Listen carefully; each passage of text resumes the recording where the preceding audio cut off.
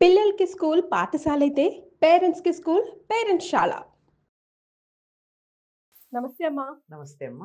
శ్రావణ శుక్రవారాల గురించి ఈరోజు మాట్లాడుకుంటే, హ్మ్. వరలక్ష్మి వ్రతం ముందు ఫస్ట్ మనం సెకండ్ వారమే చేస్తాం కదా! హ్మ్. ఒకవేళ మిస్ అయితది అనుకుంటే ఫస్ట్ వారం చేసుకోవచ్చా? చేసుకోకూడదా?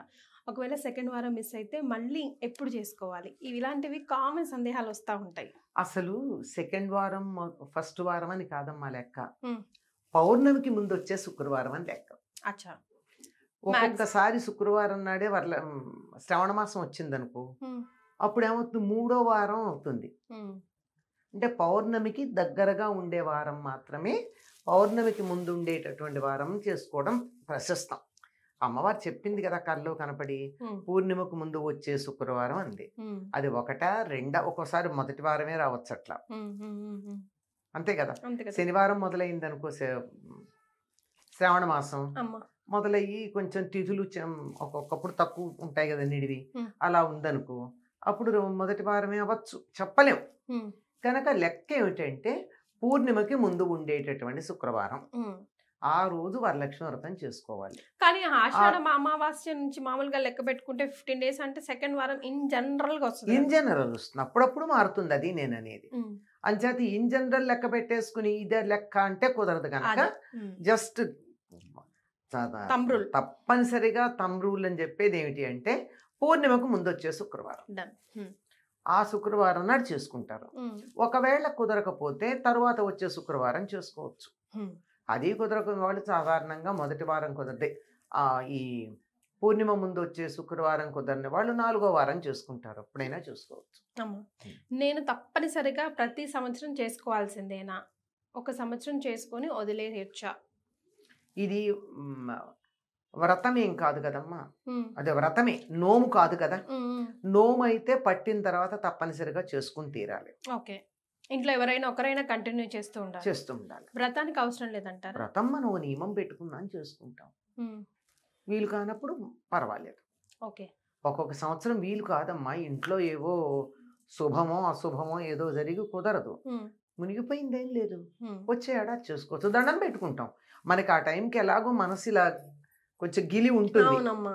అలా ఉన్నప్పుడు అమ్మవారిని తలుచుకుని దండం పెట్టుకుంటే చాలు అంతే. హ్మ్. అంతేగాని అయ్యో! ఈ సంవత్సరం చేయలేదు.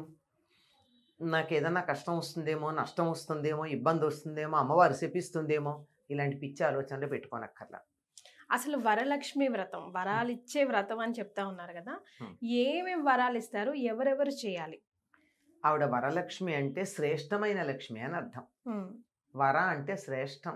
హ్మ్. ద బెస్ట్, ద హ్మ్. చోజన్, ద చాయిసెస్ట్ అని అర్థం. అమ్మా! అంటే అన్ని లక్ష్ముల్లోకి ది బెస్ట్. అక్కడ 10 రకాలుంటే ఈ 10లో నేను ఇది కావాలి అని ఎన్నుకున్నది వర.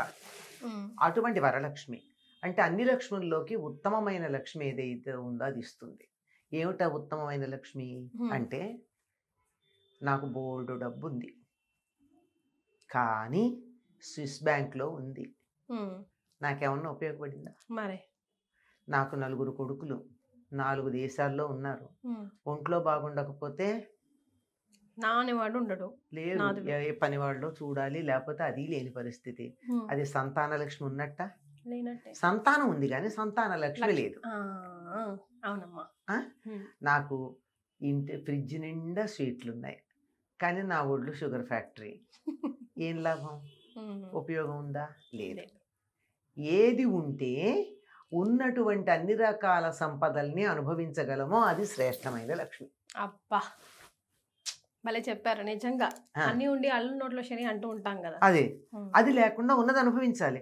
ఉన్నవాళ్ళు ఒకళ్ళో ఇద్దరో పిల్లలు నేను పిలిస్తే పలికేటట్టుగా నాకు రోజు అమ్మా, నాన్న అని పలకరించేట్టుగా ఉంటే అది సంతాన లక్ష్మి. హ్మ్. నాకున్న విద్య నేను హాయిగా బతికి 10 మందికి నేను మంచి మాటలు చెప్పడానికి ఉపయోగపడితే ఆ విద్యాలక్ష్మి ఉన్నట్టు. హ్మ్. నాకున్నటువంటి ధాన్యం నేను హాయిగా తిని 10 మందికి పెట్టి వాళ్ళు నన్ను చూసి కడుపు చల్లగా మంచి భోజనం పెట్టావనేట్టుగా నాకు ధాన్యం ఉంటే అప్పుడు ధాన్యలక్ష్మి ఉన్నట్టు. హ్మ్. పాడైపోకుండా.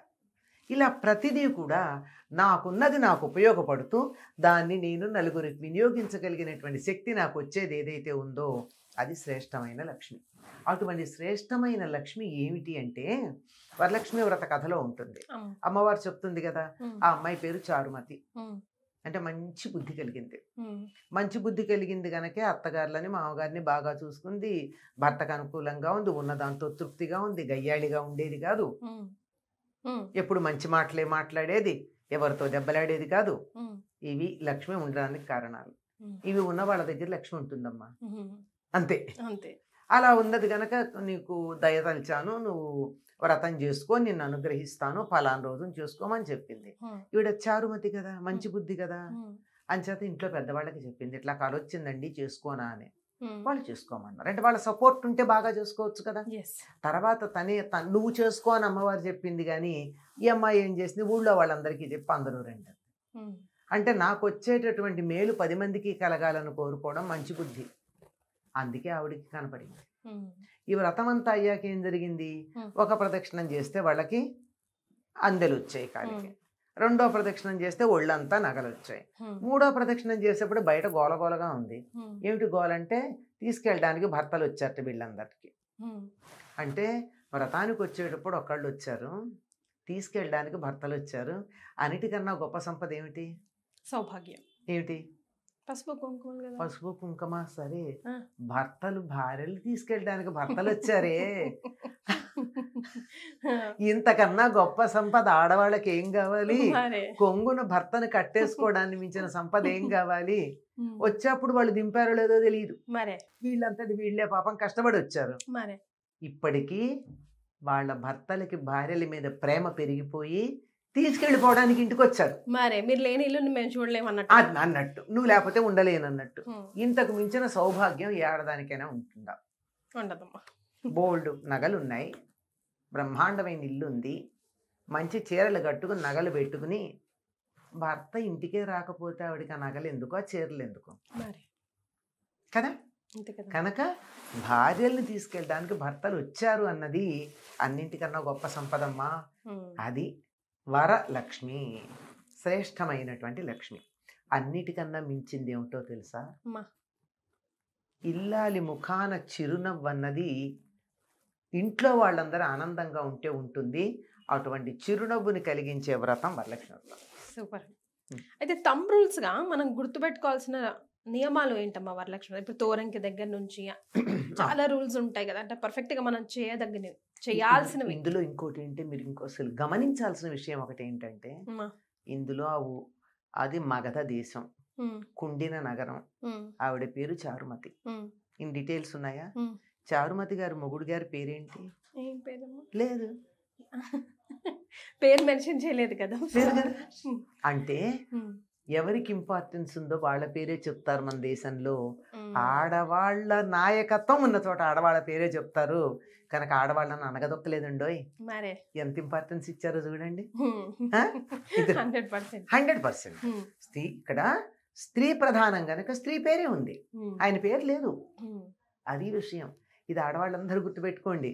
మనం అంత చక్కగా ఉంటే మన పేరే వస్తుంది కానీ కౌసల్య సుప్రజారామ అన్నట్టుగా దశరథ సుప్రజారామ అనలేదు కదా, అది గుర్తుంచుకోవాలి. ఇంకా తంబ్రూలు అని చెప్పారు కదా, దీనికి కూడా కలశం పెట్టుకునే వాళ్ళు పెట్టుకుంటారు, లేని వాళ్ళు పెట్టక్కర్లా. పసుపు గౌరీదేవినే చేసుకుంటారు లక్ష్మీదేవిగా. మీకు తోచనన్ని అలంకారాలు చేసుకోవచ్చు, చక్కగా పూజ చేసుకోవచ్చు. లక్ష్మీ సంబంధమైన పూజ, లక్ష్మీ అష్టోత్తరం, ఓపిక ఉంటే సహస్రనామాదికాలు చేసుకుంటారు. 9 పోగులు ఉన్నటువంటి 9 ముళ్ళున్న తోరం కట్టుకుంటారు. అది కట్టుకుని కథ చెప్పుకుంటారు. దేనికి లింక్ అమ్మా? ఈ 9 నవగ్రహాలకి లింకా? లేదమన్నా, 9 శ్రేష్టమని లక్ష్మీదేవికి సంబంధించిన 9 నామాలు చెప్పుకుంటారు అక్కడ. చెంచలైన మహా ప్రథమ గ్రంథిం పూజయామి అని చెప్తూ 9 గ్రంథులకి 9 నామాలు చెప్పి ఆవిడికి కమలాలయాయన మహా ద్వితీయ గ్రంథిం పూజయామి అని వస్తుంది. అట్లా వచ్చి ఆ పూజ అయిన తర్వాత దాన్ని ఆ పూజ చేసిన తర్వాత ఎలాగో అమ్మవారికి ఒకటి ఇచ్చి ఒక ముత్తైదుని పెట్టుకుంటారు కనుక ముత్తైదుకి ఒకటి ఇవ్వడానికి ఉంచి తాను కట్టుకుని అప్పుడు కథ చదువుకుంటారు. ఈ చెప్పిన కథ ఏదైతే ఉందో చారుమతి కథ, అది చదువుకుంటారు. ఇక్కడ సాధారణంగా పూజ చేయించినటువంటి బ్రాహ్మణుడికి 12 కుడుములు వాయినం ఇస్తారు. ఇక్కడ ఎందుకో కానీ తోరానికేమో 9 పోగులు 9 ముడులు ఉంటాయి. కుడుములు మాత్రం 12 ఉంటాయి. అలాగే 12 చెప్పినటువంటి పూజ చేయించిన బ్రాహ్మణుడికి అలాగే 12 కుడుములు వాయినంగా ముత్తైదుకి ఇస్తారు. ఈ కుడుముల బదులు ఎక్కువగా పూర్ణం బూరెలు ఇస్తూ ఉంటారు. తప్పనిసరిగా ఈరోజు పూర్ణం బూరెలు చేసి అమ్మవారికి నివేదన చేసి అలాగే పనవాన్నం లాంటివి ఉండనే ఉంటాయి.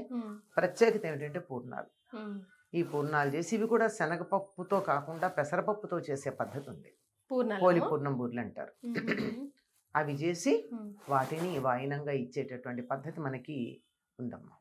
ఇప్పుడు ఈ తోరం మన చేతికి కట్టుకుంటాం కదమ్మా తోరంకి, అది ఎప్పుడు తీసేయొచ్చు?